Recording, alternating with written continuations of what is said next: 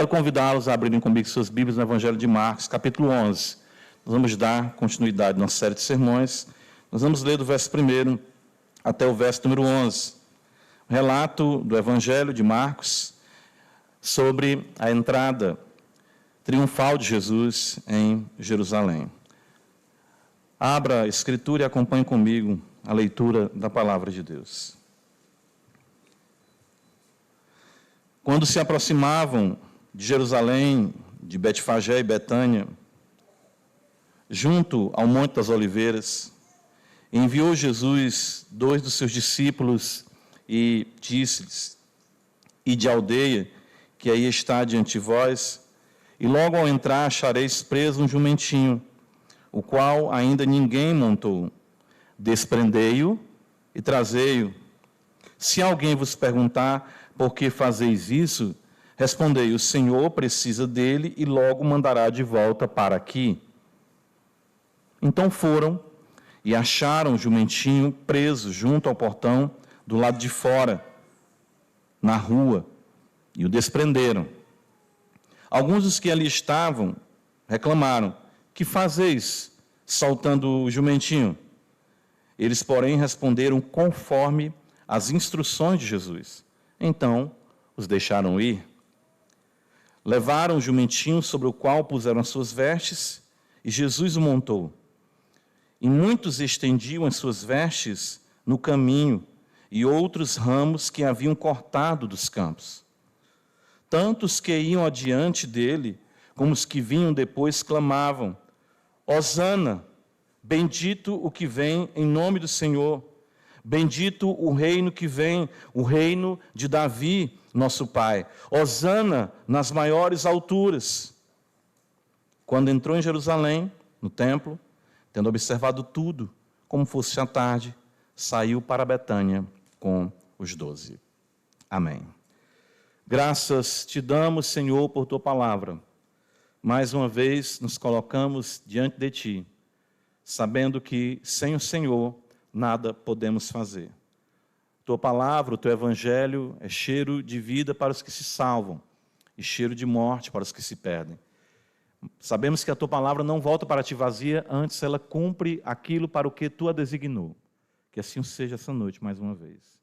A voz do Senhor é poderosa. A voz do Senhor faz trovejar as águas. A voz do Senhor despedaça os cedros do Líbano.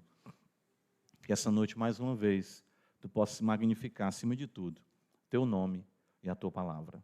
Seja bendito o nosso Deus, em Jesus Cristo, nosso Senhor, no poder do Espírito Santo, essa noite, mais uma vez. Amém. Bem, irmãos, nós chegamos a uma nova sessão do Evangelho de Marcos, né?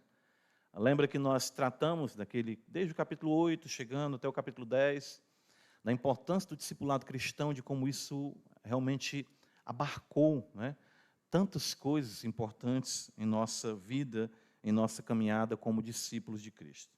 Mas chegamos aqui no relato da chegada do Senhor em Jerusalém. E os irmãos lembram que ele vinha falando sobre isso constantemente.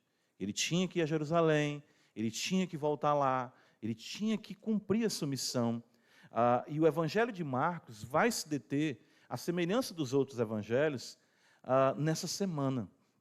Essa semana, né, em que muitas coisas acontecerão, e principalmente, como ele mesmo disse, o Filho do Homem ser preso, insultado, trajado, ser crucificado, morto, e haveria de ressuscitar ao terceiro dia. Essa, de fato, é uma sessão sublime. Por essa razão, os evangelistas dedicam tanto tempo, porque chegamos aqui ao core, ao centro, né, do Evangelho, principalmente do fato de Cristo dar a sua vida em resgate do seu povo. E essa sessão ela inicia com a entrada triunfal de Jesus em Jerusalém, e claro, daí em diante, todos os relatos têm seu contexto ali desdobrados até a ressurreição de nosso Senhor Jesus Cristo. Então, uma vez que nós entramos aqui em Jerusalém com o Senhor, ele vai ficar durante a semana, indo e voltando à cidade. Muitos creem hospedados ali com Lázaro, Marta e Maria, na imediação de Betânia, ali Betfagé, e voltando, ensinando no templo, tendo os embates com as autoridades religiosas e, claro, se preparando para o momento, a consumação da obra de redenção. Mas qual a importância desse relato para nós, né? Quando eu cheguei nesse texto, a bênção da pregação expositiva é essa, porque nós somos desafiados a pregar o que o texto apresenta. Então eu ficava em oração dizendo qual é a importância desse relato para nós como igreja. Porque os 4 evangelistas o registram. Tanto Mateus, quanto Marcos, Lucas e João registram a entrada de Cristo em Jerusalém. O que ele significa para nós, o que ele significa para a história da redenção. Creio que aqui é onde nós devemos também concentrar a nossa atenção. O que ele significa para a história da redenção. Por que até mesmo nas nossas notas aqui, editoriais da Bíblia, a entrada triunfal de Jesus em Jerusalém. Ele já tinha ido outras vezes a Jerusalém? Sim. Mas por que essa vez é tão determinante? Como mesmo é determinante para o Senhor e para a sua igreja. Então, o que eu me deparei aqui, que eu quero compartilhar com os irmãos, é que nós precisamos compreender que o rei chegou. Então, isso é muito maravilhoso. O Messias, o Cristo de Deus, vem para cumprir todas as profecias, todas as expectativas de redenção. Lembra que é em Jerusalém, na cruz, que ele vai dizer, né? Para nós são 2 palavras, mas no grego apenas uma, né? Está consumado, né? A famosa tetelestai, né? Está consumado. Então, ele sabe que ali, naqueles dias, haveria de se cumprir tudo que a eternidade havia determinado para a redenção. Toda a expectativa de redenção. Tudo no relato bíblico aguardava esse momento. Tudo nas profecias, tudo que os profetas vaticinaram, tudo que eles contemplaram, tudo que eles perceberam pela revelação do Espírito de Deus, culmina para esse momento, para esse cumprimento. Jesus chega a Jerusalém com o propósito de cumprir cabalmente a sua missão. Muito belo isso. Determinante. Quando pensamos no Deus que nós servimos, na fidelidade da sua palavra. Então podemos afirmar, eis o Rei, eis o Redentor. Chegou o momento da cabeça da serpente ser esmagada. Que beleza isso. Chegou o momento do perdão. Chegou o momento da expiação definitiva dos pecados. Chegou o momento do ápice da redenção na cruz do Calvário. É muito belo que quando nós lemos Romanos capítulo 3, o apóstolo Paulo diz, falando sobre a redenção, a propiciação, a expiação, que os pecados dos santos do passado foram tolerados por Deus. Eles ainda não haviam sido tratados, porque sangue de novilhos, sangue de bodes, de touro, de carneiro, não expiam pecados. Somente o sangue de Cristo, o Cordeiro de Deus, é que tem o poder para tirar o pecado do mundo. Aquele era um momento que era esperado pelo próprio Deus.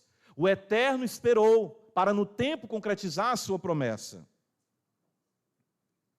Então isso é de fato sublime e determinante para a história da redenção, para o anelo, a expectativa profética dos santos, de todas as eras passadas, e claro, o arrimo, a certeza, o sustento da salvação para gerações vindouras na cruz do Redentor, do Rei da Glória. Por isso nós vemos aqui, de fato, Cristo reivindicar ser o Messias abertamente. Em primeiro lugar, eu quero observar com os irmãos a reivindicação do rei. Lembra que existe aquilo que nós chamamos no Evangelho de Marcos do segredo messiânico. Ele não quer que seja ainda dito que ele é o Messias, porque ele tinha realidades a cumprir, um plano a seguir, um cronograma no propósito de Deus a ser executado, a ser cumprido. Mas aqui chega um momento em que ele intencionalmente cumpre a profecia de Zacarias. Ele manda buscar aquele jumentinho, e ele faz isso de forma intencional, destacando ser ele o Messias. O que outrora havia sido mantido em segredo, agora abertamente é assumido pelo Mestre diante de todos. Ele é o Rei, ele é o Cristo, ele é o Messias. livro do profeta Zacarias, abre comigo, capítulo 9. Exatamente o Senhor diz: ide na cidade, na aldeia à frente, e vocês encontrarão um jumentinho, e vocês o trarão para mim. E Jesus estava intencionalmente reivindicando ser o Redentor. E de fato ele o é. Livro do profeta Zacarias, capítulo 9, versículo 9, está escrito: alegra-te muito, ó filho de Sião, exulta, ó filho de Jerusalém. Por isso que você vai entender que a entrada em Jerusalém é uma entrada de exultação, de alegria. Exulta, alegra-te, glória a Deus, como Lucas diz, nas maiores alturas, hosana, hosana, bendito que vem em nome do Senhor. Eis aí vem o teu rei, justo e salvador, humilde, montado em jumento, no jumentinho cria de jumenta. No Evangelho de João, capítulo 12, isso é tão maravilhoso, porque lembra que eu falei para os irmãos aqui, até antes de cantarmos esse cântico que cantamos aqui, que no progresso do discipulado, os discípulos têm dificuldade de enxergar, não é? Por isso que o capítulo 10 encerra do Evangelho de Marcos com a abertura dos olhos de Bartimeu. Mas ainda assim, mesmo naquele contexto, daquele alvoroço, daquele afã da entrada de Cristo, eles ainda tinham dificuldade de enxergar, compreender a singularidade desse momento. Veja, Evangelho de João, capítulo 12. Está escrito, não é, para nós aqui no verso de número 16, que seus discípulos, a princípio, não compreenderam isto. Quando, porém, Jesus foi glorificado, então eles se lembraram de que estas coisas estavam escritas a respeito dele e também de que isso lhe fizeram. Maravilha isso. O Senhor, então, ele abertamente está dizendo: eu sou o Rei Salvador. Eu vim para salvar o meu povo. E isso se cumpre nesse contexto do profeta Zacarias, vaticinando essa realidade para nós. Em Marcos capítulo 11, volta comigo, você pode observar que ele reivindica o seu poder, além de intencionalmente se fazer cumpridor daquela profecia, ao tomar para si, naquele momento, aquele jumentinho. Eu acho interessante essa passagem. E isso sem resistência por parte dos donos.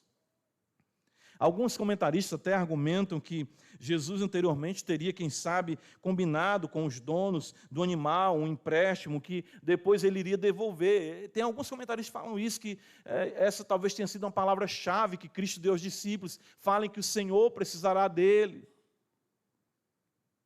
Outros acham que, por não entenderem mais aquela atitude ousada, lembra aquela questão, quando você é ousado na atitude, a pessoa fica um tanto assim, paralisada, o Senhor está precisando, não, tá certo. Mas por que não enxergar aqui a reivindicação do Criador de todas as coisas, fazendo uso soberano daquilo que lhe pertence? De dominar o coração daqueles homens, de reivindicar aquele jumento que ele mesmo criou e que ele mesmo preparou para estar ali naquele dia. Porque não compreender o rei dominando a realidade redentiva e criacional, dominando todas as coisas, para que se cumprisse naquele dia, naquele momento, na entrada triunfal de Jerusalém, aquilo que ele havia vaticinado há séculos e séculos atrás. Eu sempre procuro observar as coisas dessa perspectiva. Quando Zaqueu vai subir ali naquele sicômoro, naquela figueira, foi Deus quem estabeleceu que no caminho alguém jogasse aquele caroço do figo ali e nascesse aquela árvore, e também foi Deus que estabeleceu a pequenez de Zaqueu, foi Deus que estabeleceu a árvore estar pronta para naquele momento Zaqueu subir e ele chegar e disse: hoje, Zaqueu, me convém pousar na tua casa. Ele é o Criador de todas as coisas, Ele controla todas as coisas, fauna, flora, tudo e todos. Ele então disse: ide, vocês encontrarão, pela sua onisciência, Ele sabia disso, um jumentinho ali que nunca foi montado por ninguém. Trazei e digam que eu, Senhor, preciso dele. Acho que os discípulos ficavam, né? Aí vai se baterem na gente, se prenderem a gente, né? Já pensou? Uma coisa como essa a gente pode fazer, né? Irmão, vá ali fora, pegue aquela Hilux, né? E traga, se alguém perguntar, de que o pastor está precisando, né? Aí nós estamos amanhã no Jornal Nacional. Mas ele é Deus. Ele é Senhor. Ele é Rei. Ele é o Messias. Nós vemos também a sua afirmação de um reinado aqui, e a princípio, um reinado de paz. E isso se caracteriza pela montaria que ele escolhe, conforme ele mesmo havia vaticinado, porque o Espírito de Jesus é o Espírito da profecia, e foi ele que falou através de Zacarias. Veja em Marcos capítulo 11, que o texto nos diz no versículo de número 2, ele fala de um jumentinho ao qual ninguém montou. E isso, se você abrir comigo em Números capítulo 19, a Escritura vai nos mostrar, pelo menos nessa referência, existem outras, que os animais que eram dedicados ao uso sagrado, eles não eram utilizados de forma comum.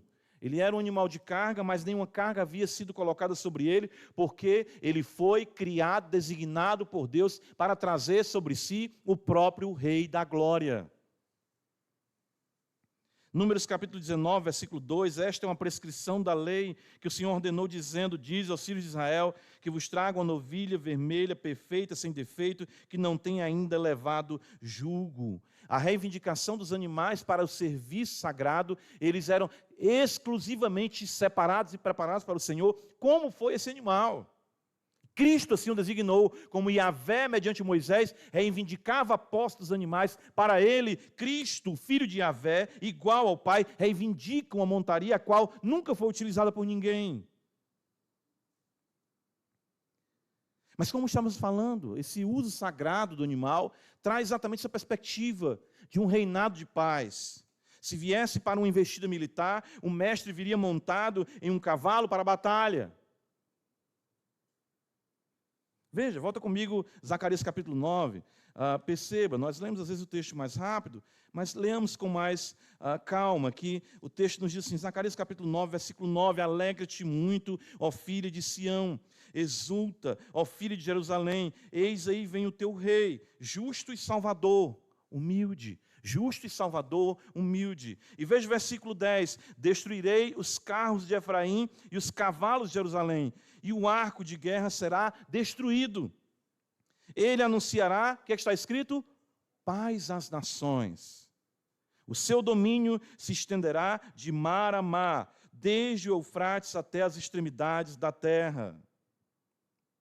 É importante notar essa sequência da profecia de Zacarias, que descreve como será a implementação e o desenvolvimento desse reino. Ele, sentado no jumentinho, sem arco, sem guerra, sem flechas, sem poder belicoso, ele haveria de dominar todas as nações. Eis o resultado aqui. Todos sentados ouvindo a palavra desse Cristo, que montado em um jumentinho, dominou a minha vida e a sua vida também. Em paz, em humildade, o Senhor estenderia seu domínio sobre todas as nações, de mar a mar. Tudo isso mostra a sua reivindicação como rei. Abre comigo no livro do profeta Daniel, eu quero chamar a sua atenção para uma passagem, nesse momento, que embora não citada diretamente no relato, aqui, nos faz compreender mais claramente o que está começando a se cumprir com a chegada do Mestre em Jerusalém. Daniel capítulo 9, os irmãos lembram desse texto, com certeza quem gosta de estudar escatologia, as 70 semanas de Daniel é algo que traz muita, vamos dizer assim, curiosidade, especulação. E muitas interpretações de que se cumpriram 69 semanas e ainda falta se cumprir uma. Enfim, eu não sou adepto dessa visão. Pelo contrário, eu entendo, que as 70 semanas elas se cumprem com a chegada do Messias. E o texto de Daniel, capítulo 9, veja, está escrito no versículo 24, nos diz assim, 70 semanas estão determinadas sobre o teu povo, e sobre a tua santa, o que é escrito aí? Cidade. Qual é essa santa cidade? Qual é? Jerusalém. Dentro de 70 semanas, correspondia aqui a 490 anos aproximadamente. Daniel vai dar um momento da partida da contagem desse relato. Acontecerá algo na cidade de Jerusalém, ele diz. E o que é que acontecerá? Ele nos diz: fará o Senhor cessar a transgressão, para dar fim aos pecados, para expiar a iniquidade, para trazer a justiça eterna, para selar a visão e a profecia e para ungir os santos dos santos. Ora, foi tudo isso que Cristo fez quando ele veio. Ele selou a visão, selou a profecia, o véu do templo se abriu de alto a baixo. Ele pôs fim aos pecados, porque na cruz ele venceu já sim o pecado. É por isso que nós vamos observar o apóstolo Paulo dizer: sendo, pois, justificados mediante a fé, temos o quê? Paz com Deus. O príncipe da paz, o rei, chegou montado no seu jumentinho para trazer a justiça eterna, para trazer a expiação das transgressões, para cumprir a profecia. Por isso a importância desse momento, dessa entrada triunfal em Jerusalém. O Messias chegou e ele chegou para colocar termo aos pecados. Por isso que João, quando olha para ele, no capítulo 1, versículo 29, diz: eis o Cordeiro de Deus que tira o pecado do mundo. Então esse texto da entrada do Senhor em Jerusalém, ele reivindica ser o rei. Ele é o rei que cumpre a profecia. Ele é o rei que tem domínio sobre a criação. Ele é o rei que implementa um domínio de paz no coração daqueles que são seus. Quanto isso é realmente importante para nós. O Senhor reivindica ser rei sobre a tua vida.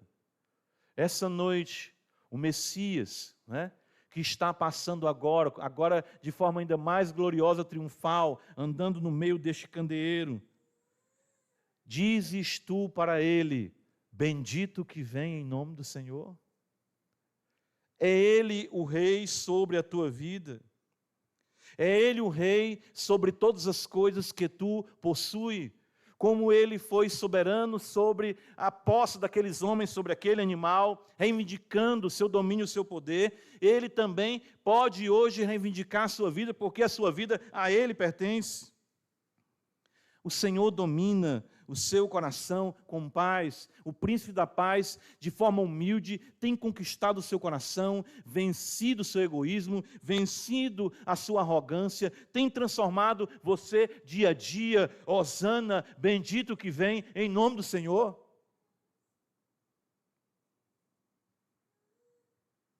Ele é o teu rei, Ele rege a tua vida. Está tudo em paz com Deus, mediante nosso Senhor Jesus Cristo? Como isso é marcante na história da redenção, e como isso é marcante para todos nós, de dizermos, juntamente com essa multidão, mas com consciência maior até do que elas ali, essas multidões: bendito que vem em nome do Senhor. Marcos capítulo 11, eu quero ainda observar com os irmãos, além da reivindicação do rei, nós podemos observar a aclamação do rei. O texto nos diz que após os discípulos, pela ordem do Messias, do nosso Senhor Jesus Cristo, trazerem o jumentinho, as vestes do Senhor são colocadas sobre ele monta no animal. Outro texto vai dizer, acredito que é o texto de Mateus, que eles trazem até mesmo a jumenta, junto. Isso não é uma contradição, mas seria mais fácil para o jumentinho no meio daquela multidão, a mãe estar ali junto. Então, não há problema quanto a isso. Marcos foca, como também Lucas, na realidade, no jumentinho.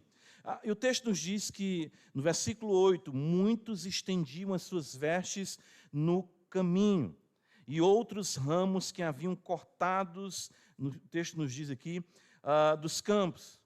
Tantos que iam adiante dele, como os que vinham depois, clamavam: Hosana, bendito que vem em nome do Senhor, bendito o reino que vem, o reino de Davi nosso pai, Hosana nas maiores alturas. Em primeiro lugar, na aclamação do rei, o que nós destacamos aqui é o domínio das multidões. Isso é perceptível pelo fato de que os judeus se dobraram a ele como seu Messias.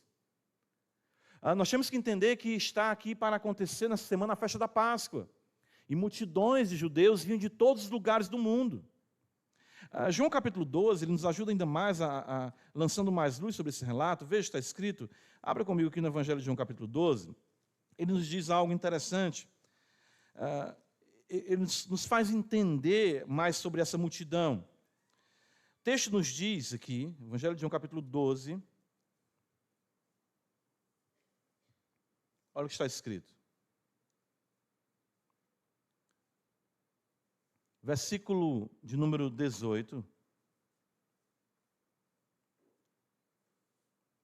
A partir do 17. Dava, pois, testemunho disto à multidão que estivera com ele, quando chamara Lázaro do túmulo e o levantara dentre os mortos. O que João está dizendo? Há uma multidão que o precede, há uma multidão, aliás, que o segue. E essa multidão vem dizendo, ele ressuscitou a Lázaro.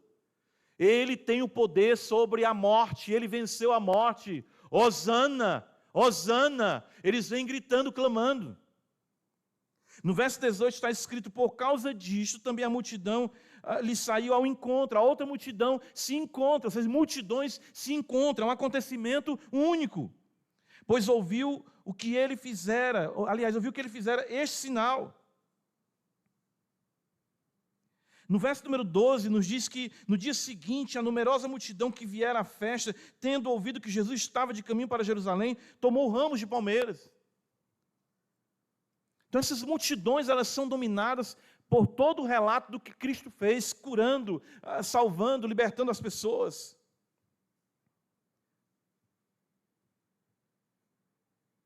Os fariseus, ao verem isso, afirmaram acerca dessa cena, veja como é tão forte ainda no capítulo 12, que eles usam a expressão no verso de número 19 do Evangelho de João, de sorte que os fariseus disseram entre si, vede que nada aproveitais, eis aí um mundo após ele.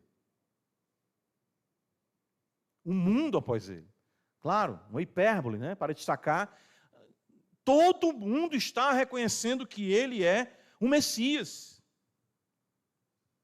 Embora as expectativas fossem mais militaristas, o povo aclama o Senhor e isso também evidencia o seu poder.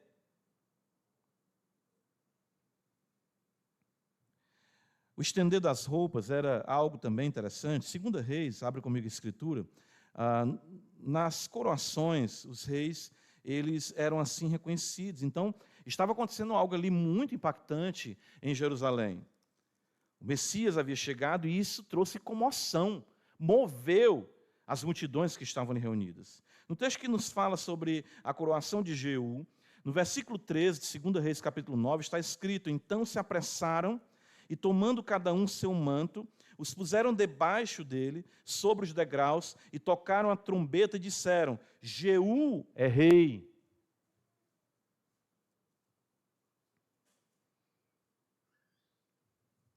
E é interessante que até mesmo os clamores aqui que aconteciam nos apresentam que era esperado um rei salvador.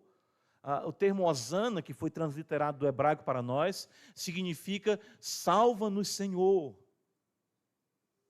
A multidão estava ali aclamando ele como rei, e como rei salvador. Salva-nos, Senhor, Hosana é isso, Hosana, salva-nos, salva-nos, nós precisamos de salvação. Essa é uma aclamação que identifica ele como rei pelas multidões. O texto nos mostra a natureza do reinado do Messias, primariamente de salvação. Claro que isso haverá de se implementar sobre toda a terra, e todo olho um dia o verá. O rei foi aclamado, ele foi reconhecido, ele foi homenageado. As roupas, as vestes. E isso, claro, não posso deixar de observar uma prévia.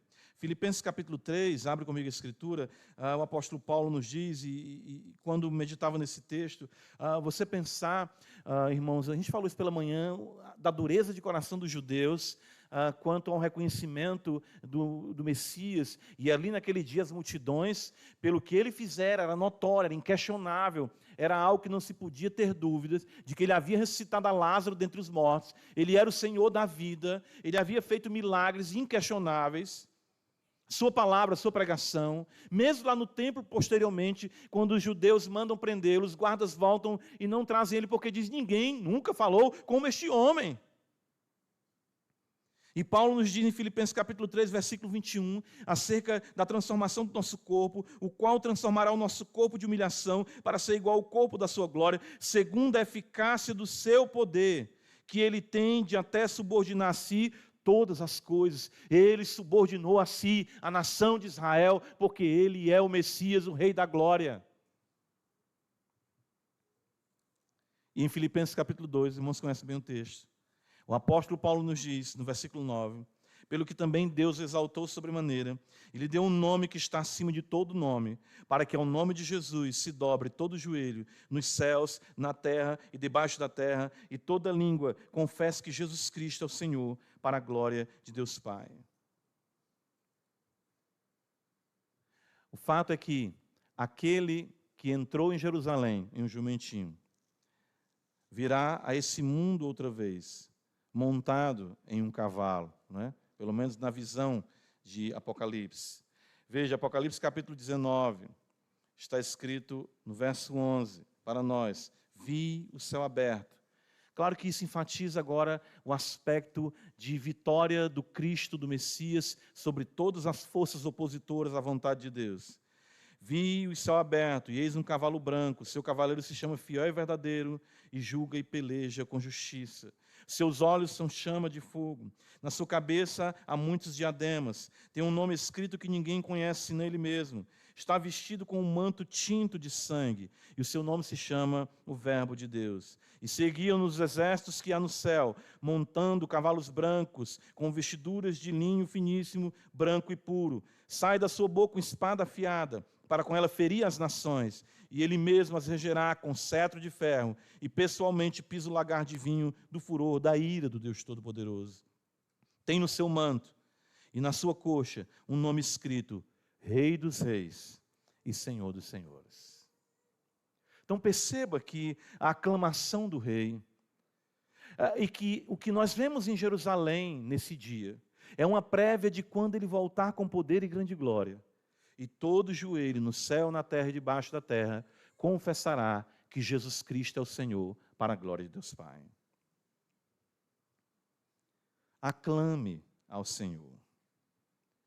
Sujeite a Ele quem você é e tudo que você faz. Essa é uma noite na qual você pode dizer com propriedade, Hosana. Se você ainda não conhece a Cristo, você pode dizer essa noite, Hosana. Ou seja, salva-me, Senhor.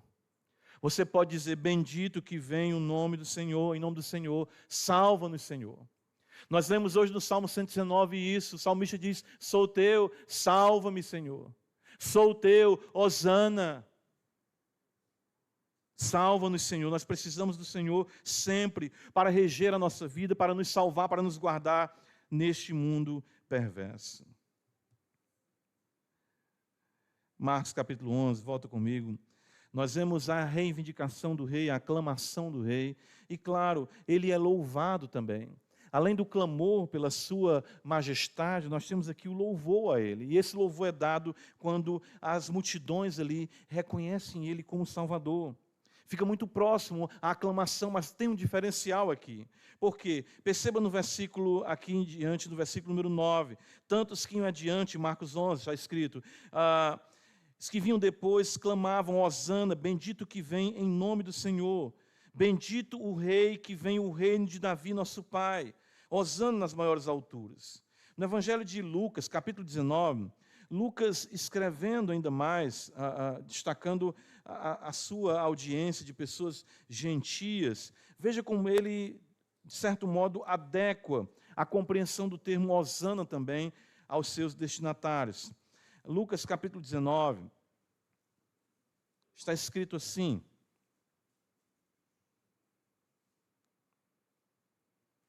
verso 37, quando se aproximavam da descida do Monte das Oliveiras, toda a multidão dos discípulos passou jubilosa a louvar a Deus em alta voz, por todos os milagres que tinham visto, dizendo: bendito é o Rei que vem em nome do Senhor, paz no céu e glória nas maiores alturas. Isso incomoda tanto a multidão que alguns dos fariseus disseram a ele: mestre, repreende os teus discípulos. Mas ele respondeu: asseguro-vos que se eles se calarem, as próprias pedras clamarão. Veja que Lucas aqui ele faz uma associação com o nascimento e a cruz, que é o que nós temos que fazer. Ele pega o cântico dos anjos ali, quando Cristo nasce, e mostra que ele nasceu para ser rei, ele nasceu para morrer, ele nasceu para trazer a redenção, trazer a paz, glória a Deus nas maiores alturas, bendito o Senhor.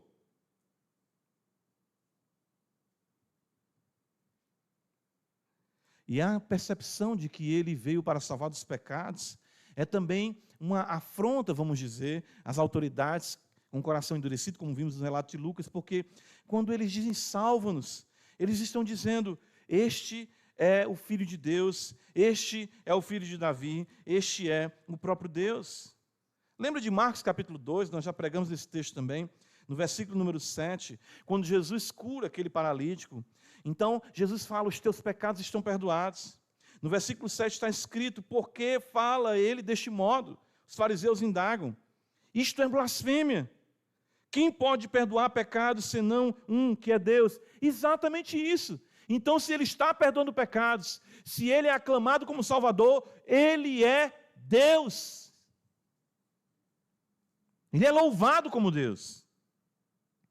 Daí nós vemos a importância de que quando nós nos reconhecemos pecadores e batemos no peito, a semelhança da parábola do publicano e fariseu em Lucas 18, e dizemos: ser propício a mim, pecador, nós estamos reconhecendo a nossa maldade e reconhecendo que Jesus Cristo é Deus Salvador.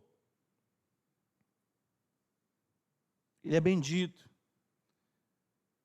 Essa era uma saudação também comum, citada no Salmo 118, em que os peregrinos que vinham a Jerusalém diziam, né, para aqueles que chegavam: bendito que vem em nome do Senhor. Talvez como nós costumamos dizer, graça e paz, os apóstolos, né, dizem isso, Paulo, nas suas epístolas, e nós mesmos afirmamos graça e paz. Mas já pensou se Jesus chegasse aqui no nosso meio, o que é que nós iríamos dizer? Eis a própria graça, eis a própria paz. Muitos peregrinos vinham a Jerusalém e eram abençoados, se bendizia a chegada deles, mas ali estava aquele que singularmente e de forma única era o bendito. Por quê? Porque o Senhor chegou ao seu templo. É interessante em Marcos capítulo 11, que ele fecha o relato de uma forma que parece muito simples. No versículo 11 ele diz: e quando entrou em Jerusalém, no templo, ele vai para o templo. Para quê? Para cumprir outra profecia. Malaquias capítulo 3, abra comigo a escritura. O profeta Malaquias diz para nós assim, Malaquias 3, volta só um pouco do lado de Mateus: eis que eu envio o meu mensageiro, que preparará o caminho diante de mim. De repente virá ao seu templo quem? O Senhor, a quem vós buscais, o anjo da aliança, a quem vós desejais. Eis que ele vem, diz o Senhor dos exércitos. Percebem? Ou seja, Cristo chegou, as profecias estão se cumprindo, a transgressão perdoada, o dono do templo chegou para pôr fim aos sacrifícios transitórios, porque ele haveria ele mesmo de ser agora o templo, tanto que ele diz isso: derrubarei esse templo e edificarei ele em 3 dias, falando da sua morte e da sua ressurreição. Esse era um momento tão importante. Como vimos em Lucas, o mestre disse que se as multidões se calassem, as próprias pedras clamariam, porque a própria criação estava ali naquele momento, em alvoroço, percebendo que havia chegado o momento da redenção cósmica de toda a criação.